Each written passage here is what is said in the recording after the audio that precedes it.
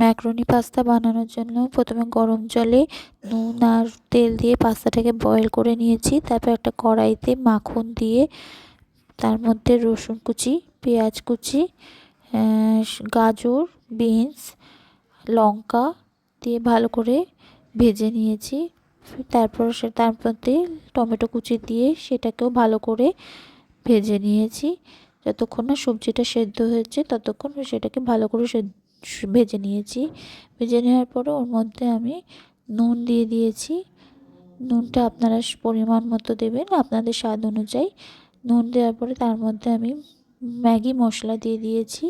Maggi মশলাটা দেওয়ার পরে যেই জলটা ছিল পাস্তা ফোটানো, সেই জলটা দিয়ে ভালো করে সবজিগুলোকে সেদ্ধ করে নিয়েছি। সেদ্ধ হওয়ার পরে তার মধ্যে ম্যাকারনির পাস্তাটা দিয়ে মধ্যে টমেটো সস, গোলমরিচ দিয়ে আমার তৈরি হয়ে গেল ম্যাকারনি পাস্তা।